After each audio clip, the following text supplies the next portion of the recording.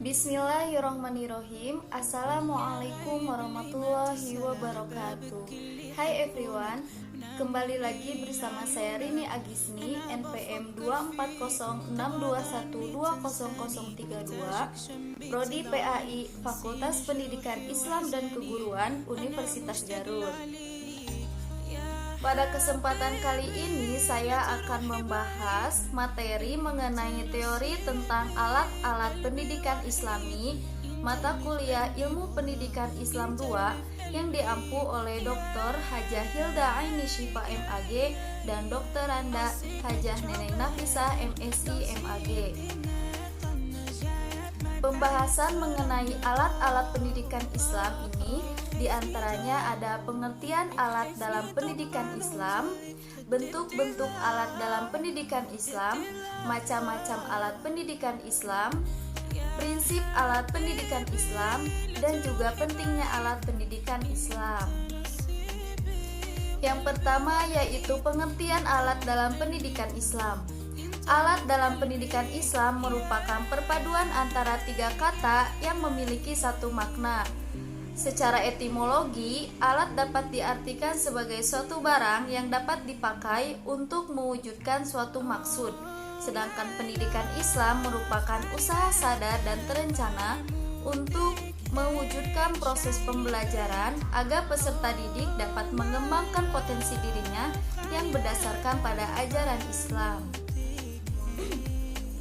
Jadi, alat pendidikan Islam ini merupakan segala sesuatu yang dapat digunakan dalam rangka mempengaruhi jiwa anak didik serta dalam rangka menjalankan tugas dan fungsinya sebagai hamba Allah serta khalifah di muka bumi. Dengan demikian, alat pendidikan Islam berarti barang atau benda yang digunakan untuk mencapai suatu tujuan dalam pendidikan. Selanjutnya, bentuk-bentuk alat dalam pendidikan Islam. Bentuk-bentuk alat dalam pendidikan Islam ini terbagi menjadi dua, ada yang berbentuk materi dan juga ada yang berbentuk non-materi, atau bisa disebut juga dalam bentuk tindakan. Yang pertama, alat dalam bentuk materi. 1. Pendidik. Pendidik merupakan alat yang paling utama karena tanpa adanya pendidikan tidak akan berjalan dengan baik. Yang kedua, lembaga pendidikan yang memberikan tempat untuk melaksanakan pendidikan formal atau informal. Yang ketiga, anak didik yang merupakan sasaran dalam pendidikan itu sendiri. Yang keempat, sarana dan prasarana dalam pendidikan yang membantu lancarnya proses pembelajaran seperti ruang guru, ruang kelas, meja, kursi, papan tulis, dan lain sebagainya.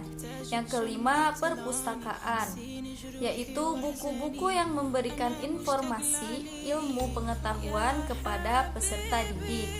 Yang keenam, kecakapan atau kompetensi pendidikan, sehingga memberikan pengajaran yang profesional dan sesuai dengan kapabilitasnya. Yang ketujuh, metodologi pendidikan. 8. Manajemen pendidikan. 9. Strategi pendidikan. Dan yang ke-10, evaluasi pendidik dan juga evaluasi pembelajaran. 2. Alat dalam bentuk non-materi atau dalam bentuk tindakan. 1. Ada keteladanan. Semua tingkah laku dan adegan pendidik akan ditiru oleh anak didik. Yang kedua, anjuran, perintah, dan larangan agar anak didik mengetahui apa yang harus dilakukan dan apa yang harus ditinggalkan. Yang ketiga, pujian dan hadiah. Yang keempat, teguran. Teguran ini merupakan tindakan pendidik untuk mengoreksi pencapaian peserta didik. Yang kelima, peringatan dan ancaman.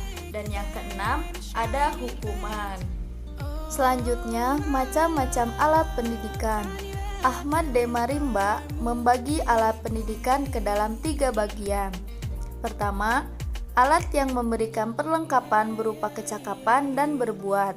Yang kedua, alat untuk memberi pengertian, yaitu membentuk sikap dan juga minat. Yang ketiga, alat yang membawa ke arah keheningan batin, kepercayaan, dan pengarahan diri sepenuhnya. Selanjutnya ada prinsip alat pendidikan Islam. Prinsip alat pendidikan Islam harus searah dengan Al-Quran dan As-Sunnah, tidak boleh bertentangan.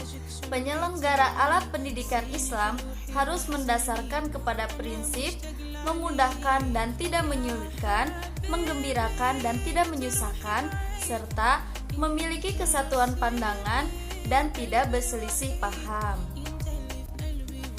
Yang terakhir, pentingnya alat pendidikan Islam.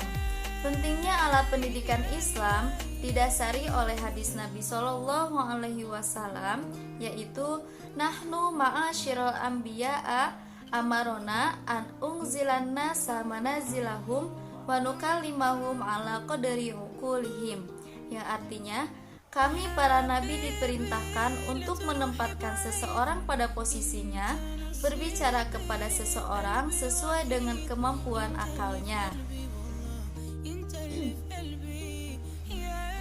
Dari hadis tersebut dapat disimpulkan bahwa pendidik dalam menyampaikan materi terhadap anak didiknya harus benar-benar disesuaikan dengan keadaan serta kemampuan anak didik. Kita sebagai calon pendidik harus mengusahakan dengan jalan menyusun materi sedemikian rupa dengan taraf kemampuan anak didik, tapi dengan cara serta gaya yang menarik. Kesimpulannya, alat pendidikan Islam berperan penting dalam proses belajar mengajar untuk mewujudkan tujuan pendidikan yang sesuai dengan harapan, tentunya sesuai dengan ajaran Islam. Peran alat pendidikan Islam ini perlu dikembangkan secara optimal agar menunjang kelancaran proses pendidikan yang didasarkan oleh Al-Quran dan hadis. Mungkin sekian materi yang dapat saya sampaikan. Mohon maaf apabila banyak kekurangan. Wabillahi taufiq wal hidayah. Wassalamualaikum warahmatullahi wabarakatuh.